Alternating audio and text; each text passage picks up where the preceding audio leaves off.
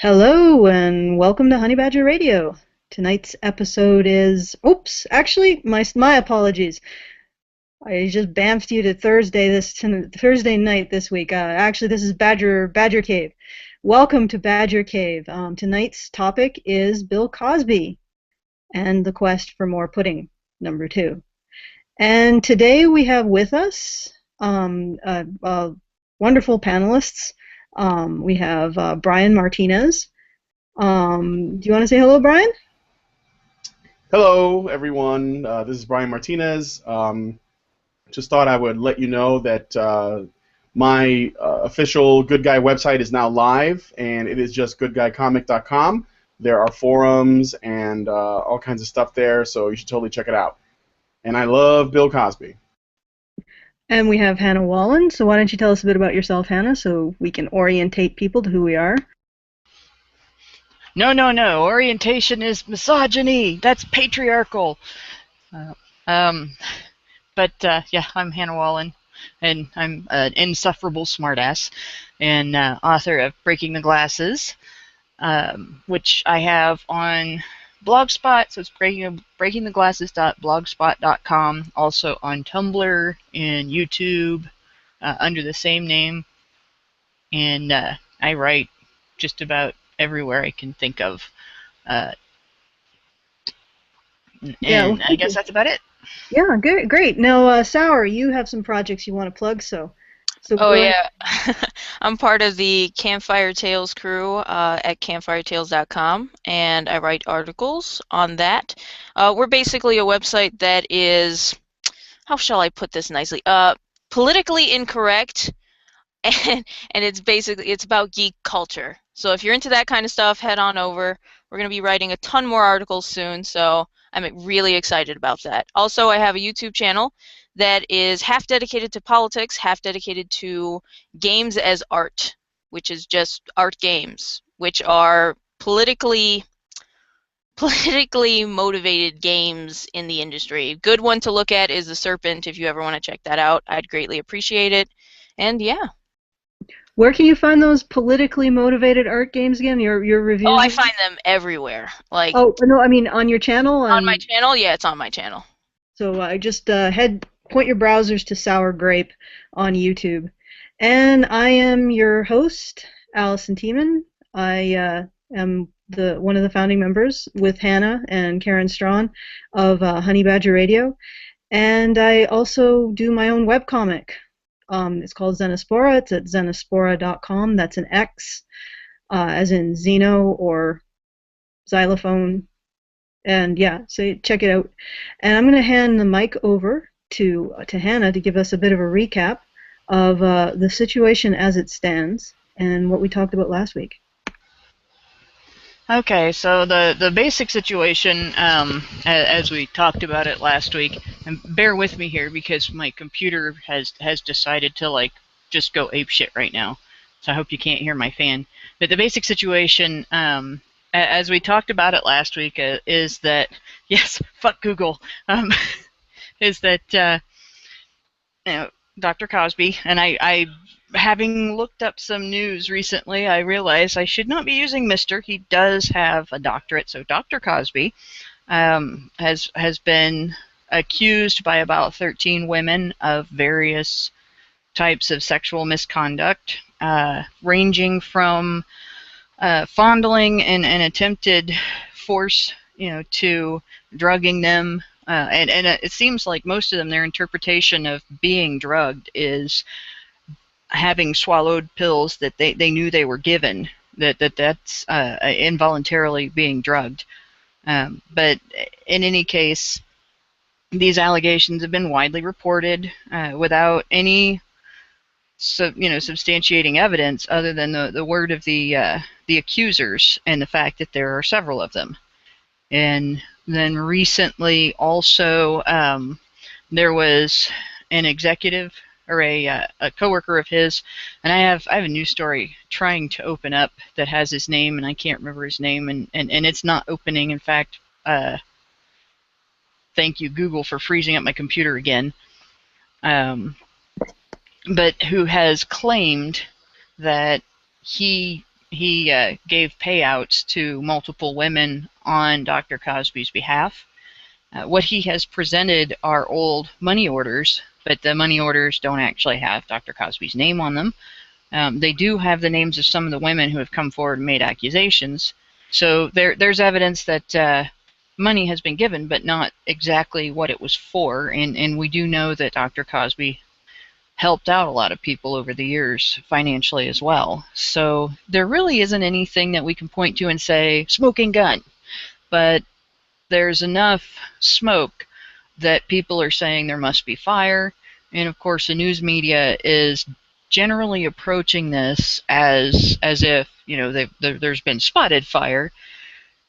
And then in the meantime, they're going back and examining everything he's ever done. And so now, of course, it's coming out that maybe his past jokes about Spanish fly indicate a predatory attitude. So I mean, it's gotten to the point now where there's so much speculation going on that speculation is being taken as sort of rational deductive reasoning as opposed to the speculation that it is. And that's the basic situation where we are now. Lots of accusations, not a lot of actual evidence, some sort of hearsay, and a lot of insinuations, but nothing really concrete. Yet it's all being treated as if it is concrete proof. And last week, the three of you, I spoke a little bit, but I'm mainly just chairing this. The three of you presented some ideas about why this is happening to Mr. Cosby, or Dr. Cosby, my apologies.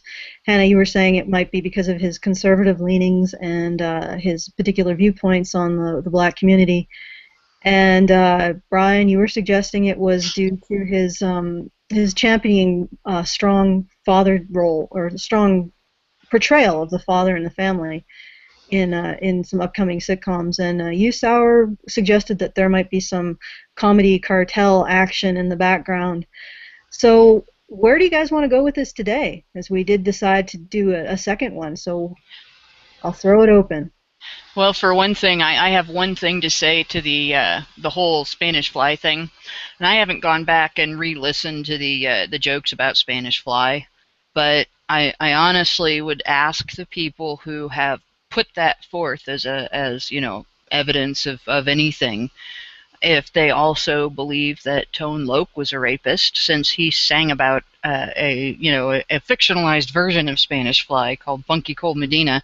Was that song evidence that he was a rapist, or are they just going to put that on Dr. Cosby because there's accusations in place? Well, the other thing I wanted to ask is, and I had this discussion earlier with Rachel Edwards, who is currently in a meeting regarding her gaming website, 20 Ounce, and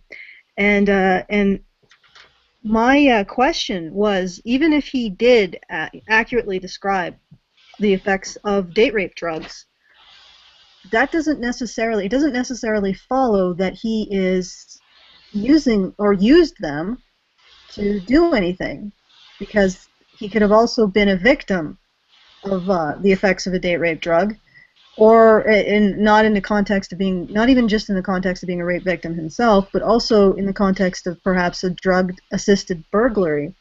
And so you don't have to have experience with them to know how they work. I mean, who here, honestly, out of our little group here, who here is going to stand up and say, I have no idea how date rape drugs work? Would any of us don't know that? I'm not disagreeing with that. Yeah, I think, I mean, just even having been around, you sort of get a passing familiarity with this kind of stuff. But like I said, even if he was displaying even more than a passing familiarity, it doesn't mean it's because he's administering them. It could also mean that because he's been a victim of them. And that doesn't seem to be considered. No. You know. That is a very good point, though. I mean, you could be talking about someone who's been victimized in his past. Could be talking about someone who learned it in passing. He did go to college, and he went to college at a time when recreational drug use was a cultural thing. I mean, it is today, but not to the extent that it was in the 60s and the 70s. He Excuse had me. written about the circles that he traveled in his college days with people who used, and he never, I mean, like in his writings, he said that he never really liked it, but I'm only pointing that out to say that it's he's familiar with it. I think that it's relatively easy knowledge to get in terms of just knowing about something. No. And I think that it's a bit of a stretch to assume that just because you are familiar with the existence of aphrodisiacs or date rape drugs or any of that means that for whatever reason that you have used it. I mean, that's a stretch, and I think that more than likely this is one of those things where something happens in the media that gets the attention of the media rather, and it becomes such a high-profile news story that everyone in the media is trying to find anything they can to basically draw attention to them so that people will tune in or click or whatever. So, this to me just seems like another example of that where, next week they'll find, like there was I think it was a couple weeks ago, one of the accused, or one of the people who are making accusations against Cosby tried to show proof by showing a photograph of him in a robe on the telephone in like the 1970s or something like that, and she was like, "This is proof." And then like the media took hold and they were like, "Here's Cosby in a robe," and it was so stupid because that could have been anything. I mean, No, Brian, it was Dr. Cosby's rape robe. It was his special Cosby Show robe because it was actually multicolored and everything.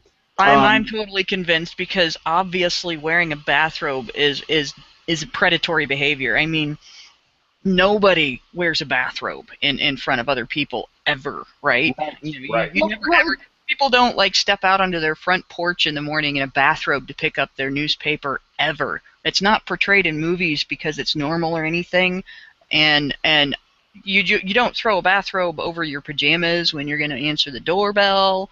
None of that. That's all, never happens. And of course, the same thing as any other situation, like say, interviewing somebody in a locker room. Never see anybody in a bathrobe there, right? Never see anybody with a towel wrapped around him or anything like that.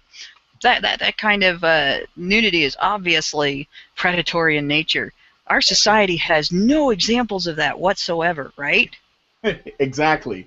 That's what I'm saying. It's so preposterous that every other tidbit of information that comes about that could in any way be used against him is being used. And this is just what happens in like, all, like I remember, wasn't it without going into this too much, but wasn't it around the time that Bill Clinton was found to have had like sexual relations with Monica Lewinsky, that everybody was digging up all kinds of little stuff about him with other women, and that sort of became what he's known for and like his character, and Yes. It was sort I mean, this is not unusual for the media to do, and none of it. When those accusations came out, there were women crawling out of the woodwork to shout to the masses that they had been sexually involved with Bill Clinton.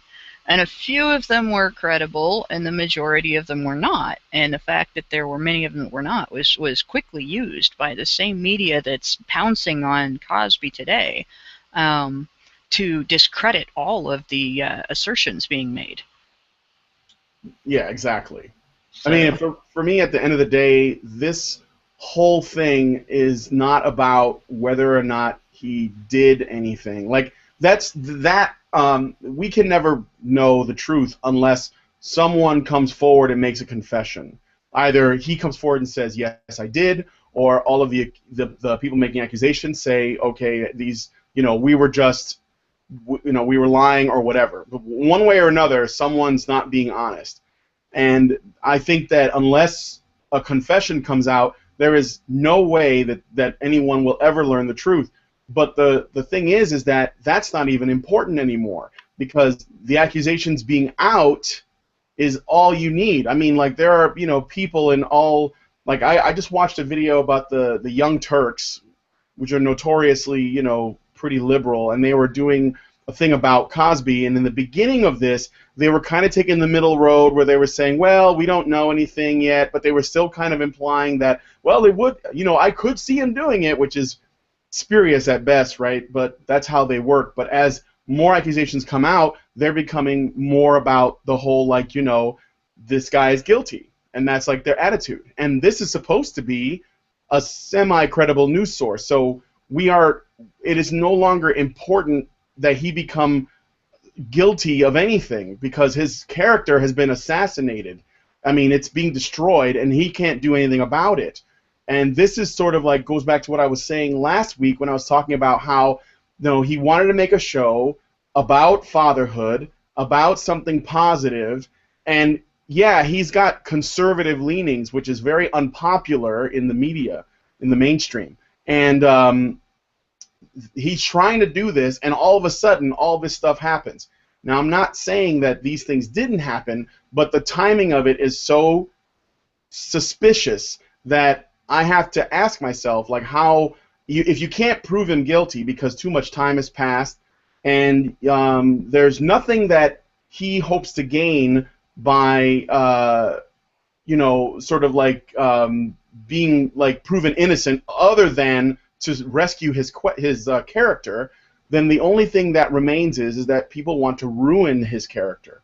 And I would wonder why. Like people were saying, like the Young Turks said, the women have nothing to gain from this, and they don't want anything. But I beg to differ. I think that the original woman that he settled out of court many years ago, she never pursued a criminal case, and he gave her something, like he settled out of court with some monetary amount is all we can assume, and apparently it was enough to basically make everyone happy. So if that was enough at that time, and if he really did do something like criminal to her, then what does that say about the victim if she is a victim? Like that basically enough money will make her shut up? At least in that case, that seems really suspect in my opinion. So I think that what's happening now is something that is just, it's definitely there's someone is out to get him or something, or in some way, like they're trying to go after his character, either because they don't want the show to come out, or maybe they don't like him, for what he stands for. It could be his political leanings. It could be because he's trying to be a father. But I wonder if it really is about the crimes that he may or may not have committed. I would say that at the end of the day, though, someone did something morally despicable. Either he raped a bunch of women, or these women are trying to destroy him. Either way, someone is guilty of that. But what can we do? I mean, the way that the false accusations work in the U.S., I don't like a lot of people that they do it. There isn't that much risk to them for making the claim, so it makes it very easy for people to do that. So I don't know. I mean, I think that I have a lot of I'm very suspicious about that. But Sour, did you have a question? Yeah, I had a quick question, and to clarify my point, cartels is like a weird word to use. Some people might say, "Oh, well, that's a crazy," it's basically groups. There are groups in Hollywood, and anybody that thinks different is just, you're fooling yourself, sweetie. There are groups in Hollywood that will make comedians, specifically in this case, do things they don't want to do. Why? Because they give you the platform that you can't get on your own. Therefore, you basically, in their eyes, owe your fame to them.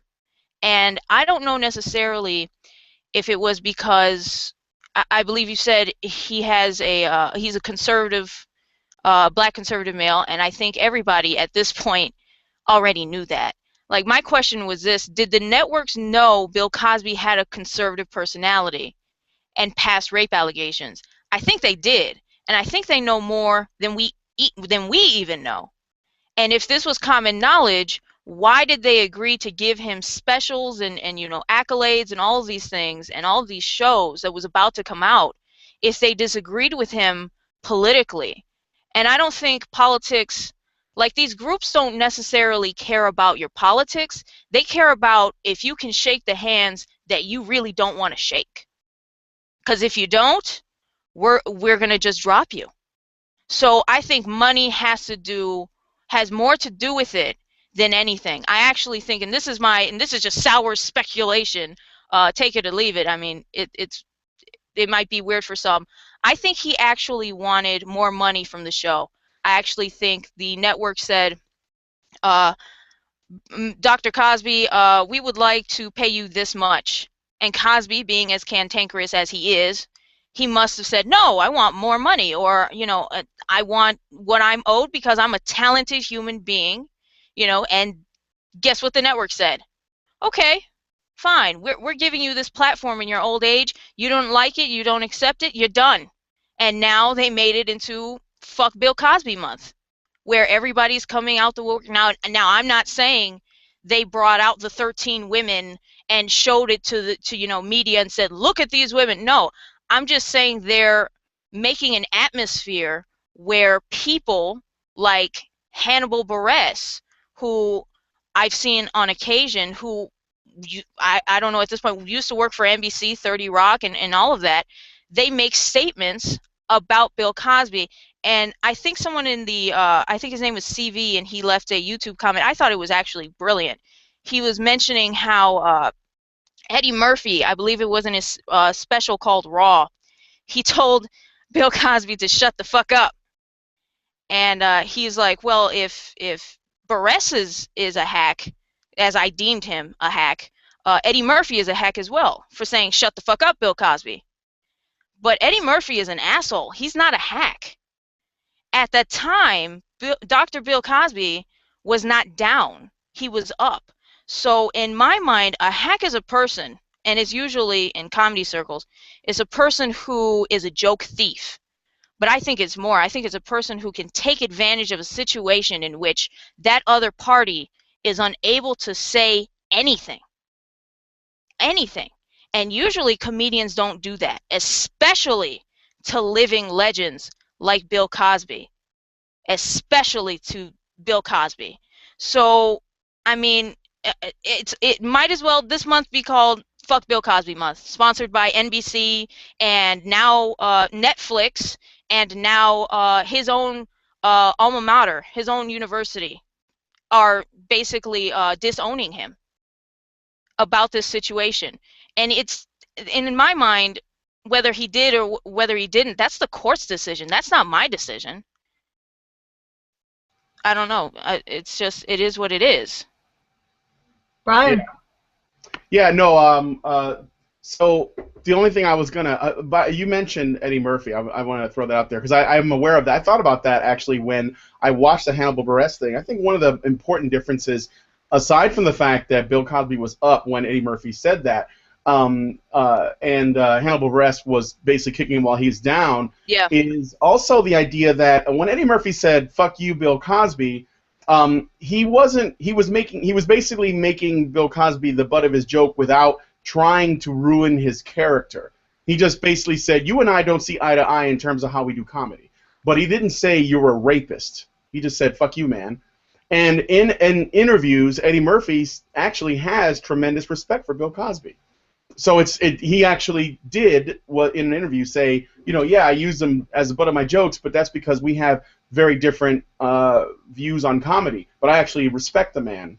Hannibal Buress was essentially, while he had been rising, his approach was different because he was literally trying to kick him while he's down, and that is not the same as what Eddie Murphy had done. Exactly. I think it's a good analysis and a good thing to look at. But yeah, I mean that's what I would add to that. In the other thing I wanted to say, dealing with the oh crap, I just had a brain fart and now I don't remember. It was about the cartel thing, but I can't remember what it was. Fuck. Go ahead, Anna. Hannah, I'll come back. Okay, well, I'm going to speak to the cartel thing as well, and I would almost, and I said this in our little chat here, I would actually liken it to high school cliques on steroids, social steroids. But this is something that I've been kind of watching for years, and it's You might want to get your tinfoil hats out for this because you're going to need them. I'm going to lay out some Hold on, let groundwork me get here, mine. lay out a little bit of detail, and then I might not actually put it Can I together get for you. You might have to do Can I your get thinking my on this on your tinfoil own. rape robe out, Hannah? Yeah, you can have your tinfoil rape robe. Everybody else can have their tinfoil hats. And I'm going to read you something first. And I'm not going to tell you when it's from until after I read it. And when you hear it, I think it's going to piss you off immensely to hear it. And then I will tell you what it is. This is an old quote. I may say with truth that in few countries so much is left to the share of the laborer, and so little extracted from him, or where there is more kind attention paid to him in sickness or infirmities of age. Compare his condition with the tenants of the poorhouses in the more civilized portions of Europe. Look at the sick and the old and infirm slave, on the other hand, in the midst of his family and his friends, under the kind superintending care of his master and mistress, and compare it with the forlorn and wretched condition of the pauper in the poorhouse. And if you think about that, that is a hell of a shitty thing to say, that people are better off being slaves because they don't have to take care of themselves, right?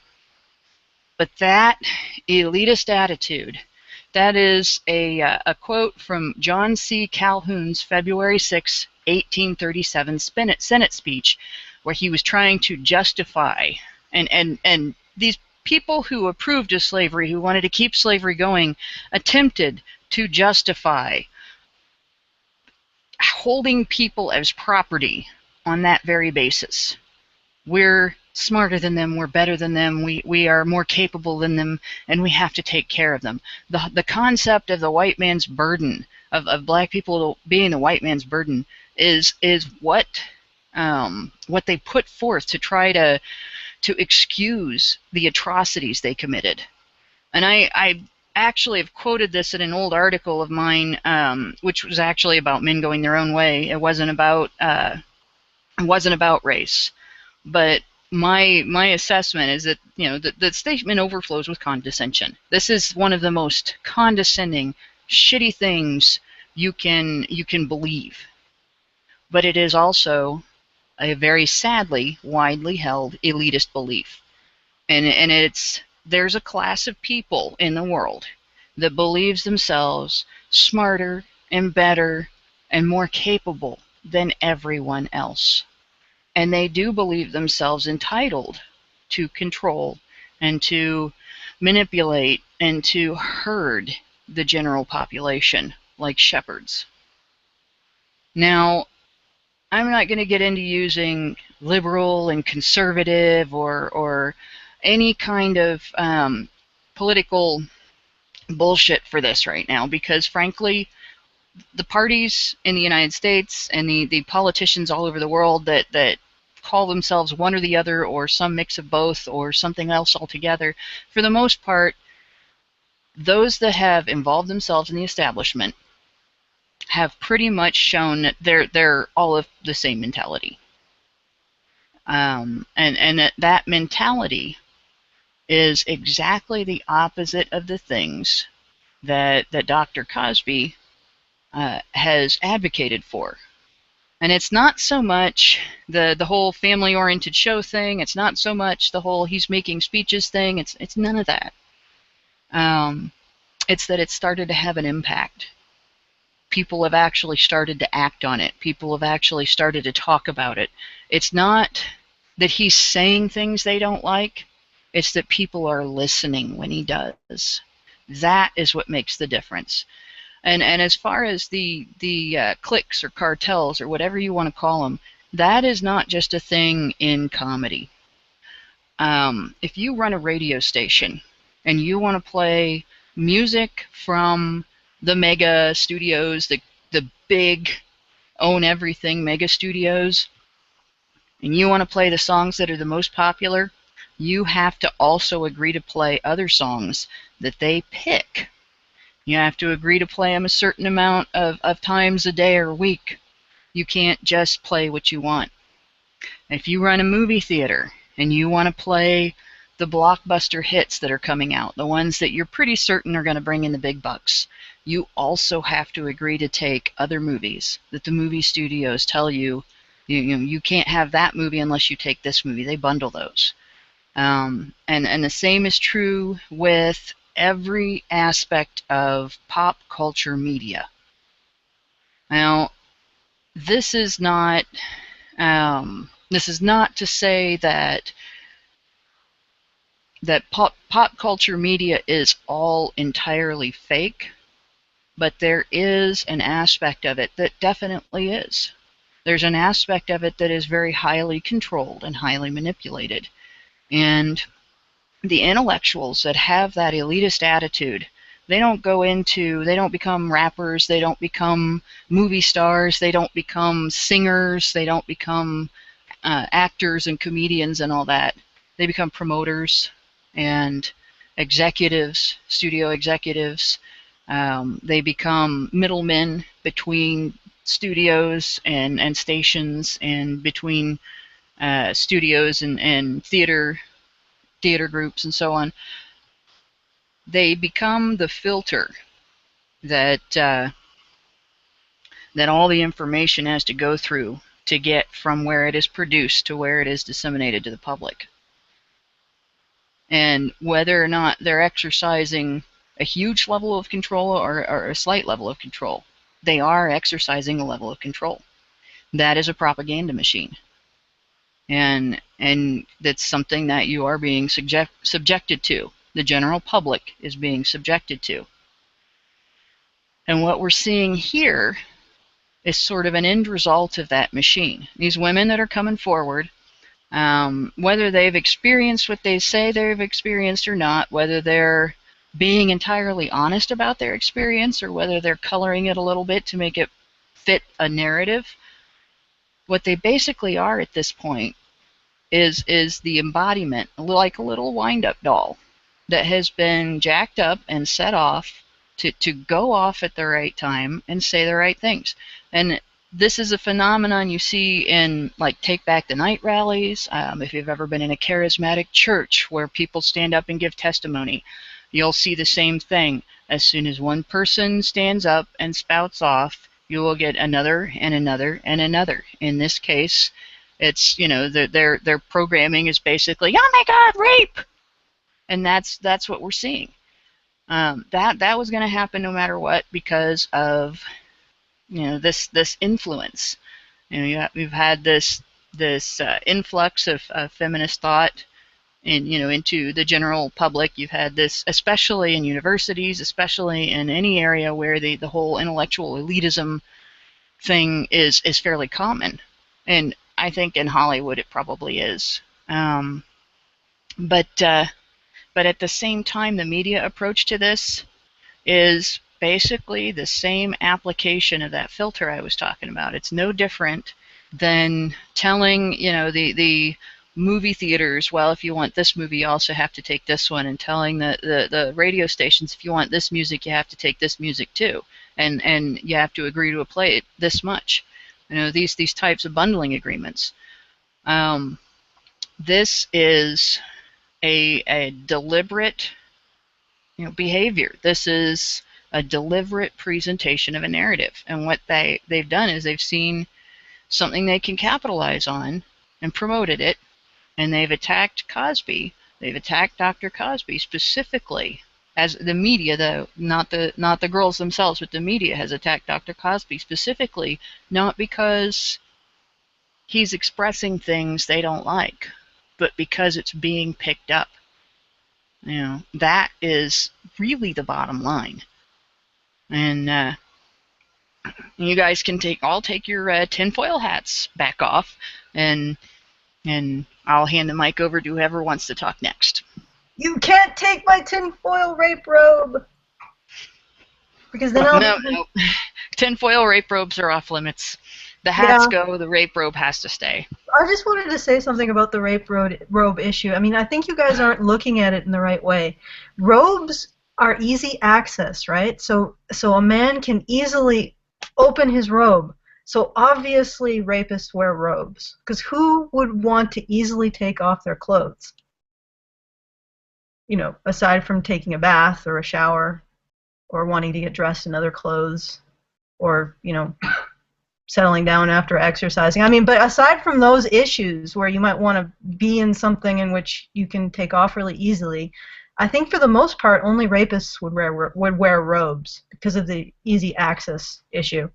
And or in some, yeah, okay, yeah, all right. So I'm pretty sure Sour had a question, so I'll just cede the floor to her.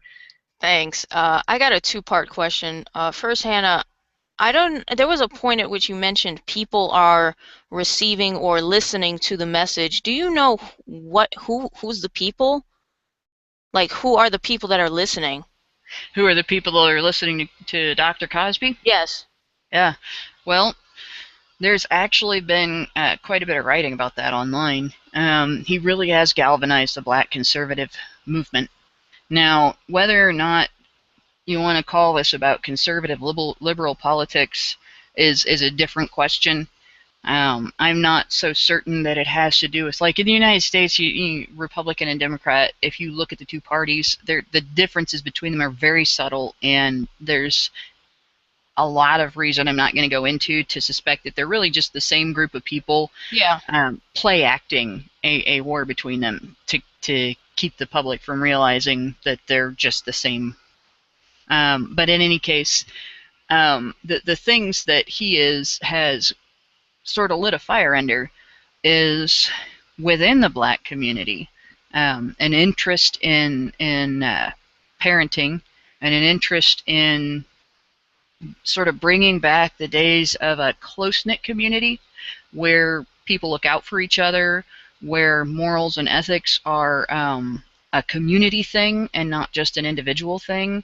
And it's not people on their own or dependent on the government. It's an interdependent community thing, and particular a family thing. And, it's kind of hard to name like a set of people and say it's this organization or that organization, because it's not really so much an organizational thing as it is the understanding that there are a lot of people attending his speeches, or at least there were a lot of people attending his speeches and then going out and social networking, messaging about it.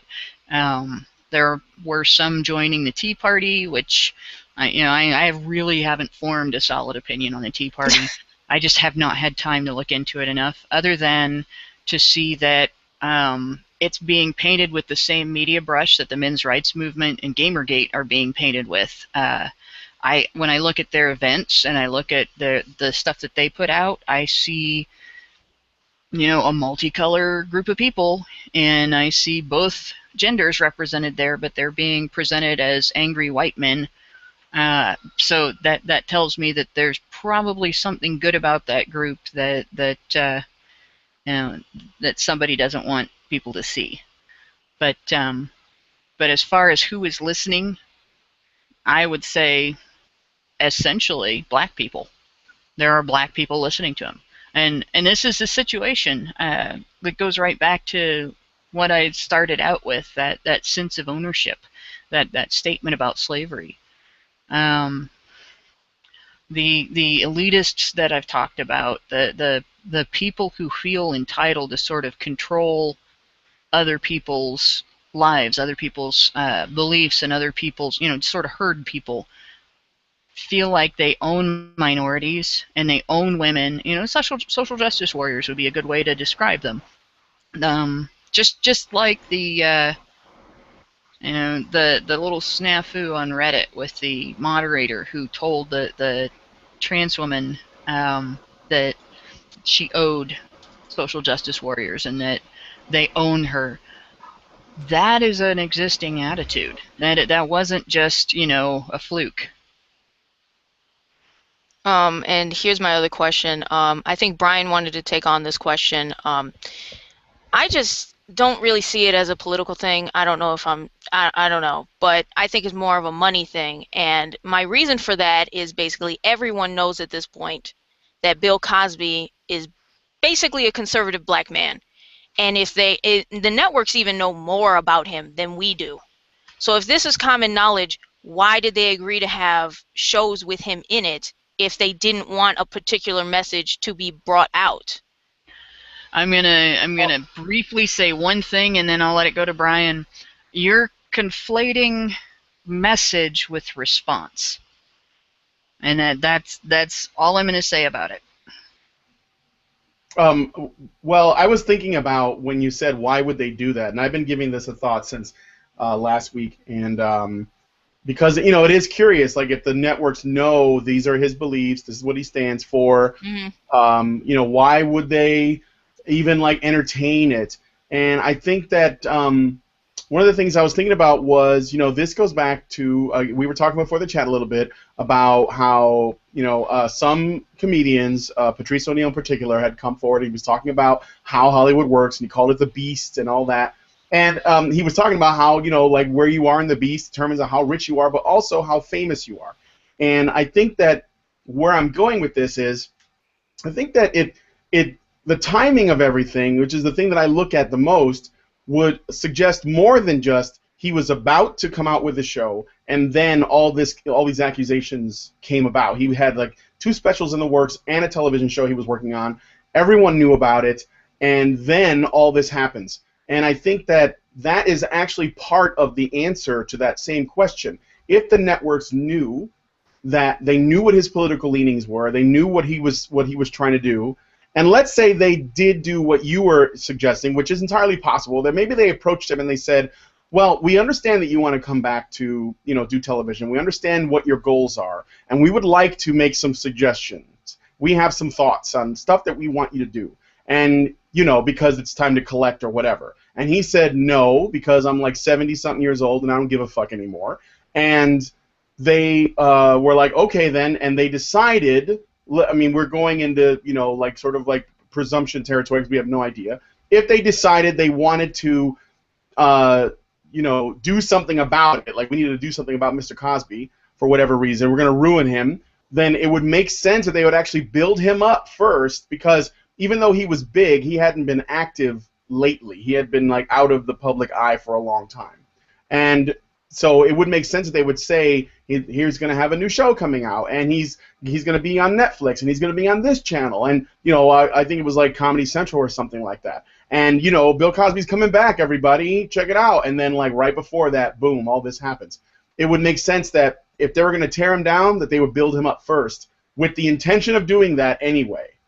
But of course, in order for us to, and I'll be done after I say this, because this is where it gets a little bit weird. In order for us to assume that would work out, these allegations would have to be part of the plan, which seems really conspiracy theory-ish to me. Like I'm not saying that right, but part of the plan, they've always existed. Yeah, like, but he's been paying off women for a very long time.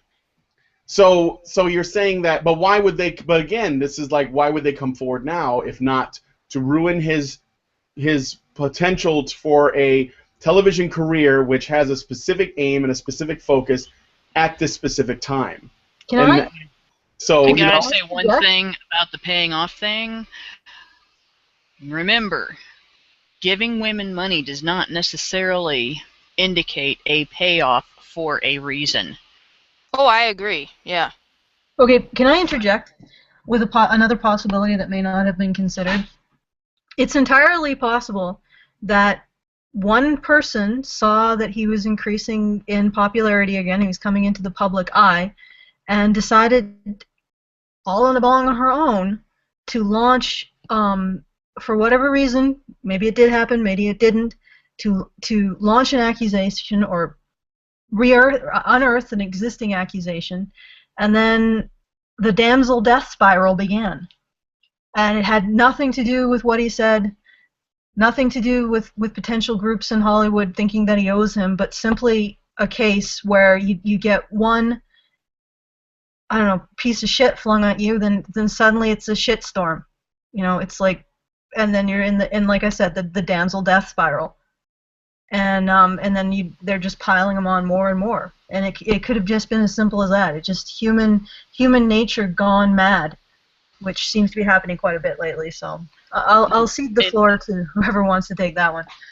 In part, an attention whore feeding frenzy. Yeah, yeah. Which actually, there's a phenomenon that occurs that the best place to see it is, like I talked about before, in a charismatic setting, or in a and I hate to pick on the charismatics because a lot of those churches are really wonderful, but or in a something like a Take Back the Night rally, or group therapy session is another place it can happen. Any place that has a confessional thing going on in front of other people.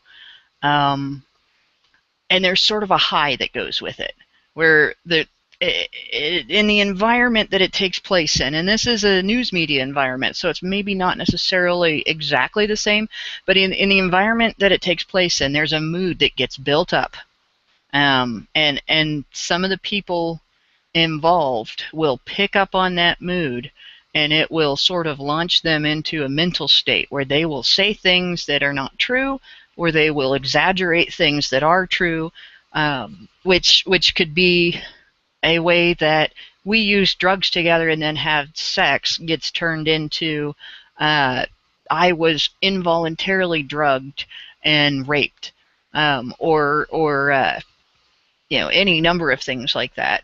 That is not necessarily to say that that's specifically what went on with these women's accusations, but with each new testimonial that comes out in a circumstance like that, it makes the other people involved, it makes the other people that are caught up in that high that much more likely to feel triggered or compelled to make one of their own.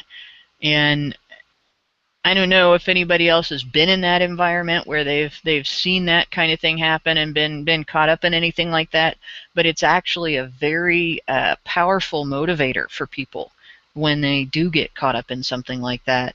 And it's very cathartic when you come forward and you make your statement and people respond to it, and then you go back down and the next person makes their statement and people respond to it, and there's sort of a letdown afterwards that will cause, like, some of these women will keep back and continue saying things, and, continue adding to their stories, or they'll seek out media exposure for their stories in new places and things because they want to keep chasing that high.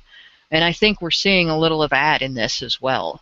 And and unfortunately the media is just feeding it because it's for their purposes, it's very useful. Yeah, and it, like you said, it could be a damsel feeding frenzy. All of these damsels are, they got the smell of blood in their nose. Yeah, and they all want to chomp. The media even nominated people, actually. Like, remember they tried to say that Raven Blanchet, I hope I'm saying that right, also was one, and like Stacey Dash was one, and those two had to come out and say, no, no, no, no. We're not involved with this at all. He was perfectly good to us, or whatever. So I mean, they're like getting to the point where they were nominating additional victims, or at least framing it in such a way that it's like, well, maybe they were too. And then he had to, like, those women fortunately stepped forward and said, no, that's not us, when they could have easily participated in that as well. But the other thing I wanted to say about all of this is, it could be simply like you said, or like I was saying, it's like just a, well, as you termed it, a damsel feeding frenzy, Hannah. But the other thing is that it may be a situation where, because he had these opinions prior to the damsel feeding frenzy beginning, nobody's going to step up and say, okay, this is getting a little bit out of hand. That it's convenient to just let it happen. Let the sharks, let the damsel sharks take him into the death roll. Kind of a perfect storm of all of the different things that we've described, in other words. Yeah, and the other thing is that why, if it's his power that prevented them from coming forward, why didn't they come forward when he was relatively less powerful? Why now, when he has more power? Well, and why haven't we heard from somebody that he went to college with when he wasn't powerful? Yeah. Well, one of his earliest accusers was from like the 1960s, and I was thinking to myself, how much power does a black actor have in the 1960s, I wonder, to where that they wouldn't be willing to come forward at that time? I don't know, but I find that to be really suspicious too. Personally, I gotta say this: in the '60s in the United States, if a white woman had come forward, like some of these white women have in this group, and accused a relatively unknown black man of drugging them and raping them, he would have been in jail like that. There would have been he would have had no chance. He would have been fucked. I mean, it seems like the power differential at that point in time was very much in favor of his accusers. But Rachel has managed to join us, and so I'm gonna let Yes, her. I have. Yes. Hi. Just before you go, tell everybody about your projects so that they can, Wait, the what now? Which project? Yeah, 20 ounce. Oh yes, the 20ounce.com. That's 20oz.com, and it's a gaming website that we're trying to promote with journalistic ethics and the whole shebang, that sort of deal. Basically just what a lot of the people involved in Gamergate completely fucking failed to do. So yes, that's it's even in our mission statement. But yeah, what I wanted to bring to this conversation is that it felt a little fishy to me when I first heard the description by Janice Dickinson, and it felt weird because she said that she felt that she had been drugged and that she passed out and then she woke up and he was on top of her or something. It really felt like the whole someone spiked my drink hysteria, and that really is a kind of hysteria. When they look over the number of cases, confirmed cases of this stuff, where people have legit said that they felt they had totally 100% been drugged, and they go and get checked out, most of the time it's like, well, you actually just had way too much to drink. And so it feels really, really weird, just the description. But then, there was more than one woman who came forward. I don't know if they had heard each other's testimony or what, but a lot of this just feels really odd. I don't know who to believe at this point, because people are suddenly bringing up things like that in former acts that he'd described the effects of date rape drugs or something. I really don't know.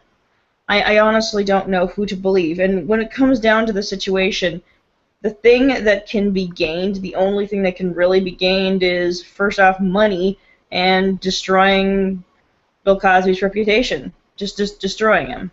Well, I actually have a question there. Are they talking about date rape drugs or Spanish fly? Because Hannah brought up Spanish fly, and Spanish fly is not actually a date rape drug. It's just supposed to be some sort of aphrodisiac. Oh, no, I don't know exactly what, but they said that they had been drugged. I don't know if they were specific about it. Well, the old comedy routine that was referred to is, he mentioned Spanish fly, and feminists treat aphrodisiacs like they are date rape drugs. They're not, but that's feminism. They're not exactly rational.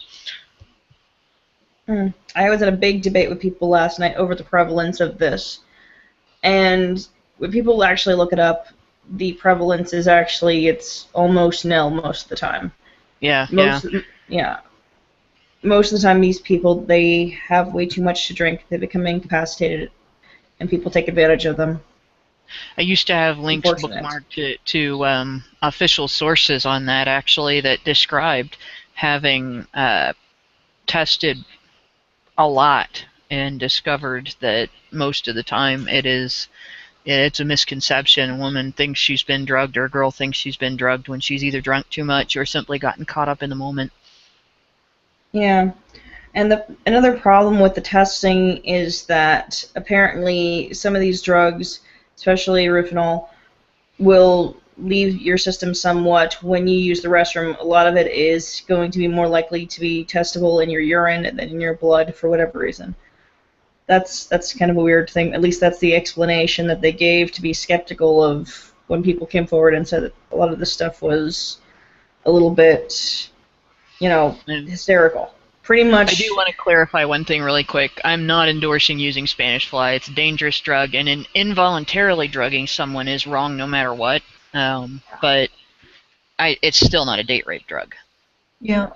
Well, we're sort of coming towards the end here. Did anyone want to put in some final thoughts on Bill Cosby? Those Final thoughts are rape. Yeah.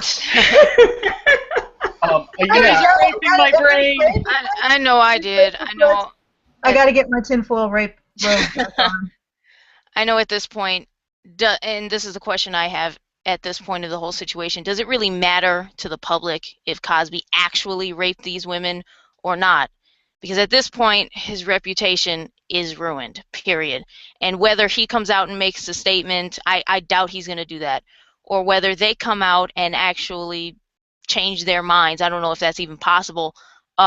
Nothing is really going to, everyone's going to remember this.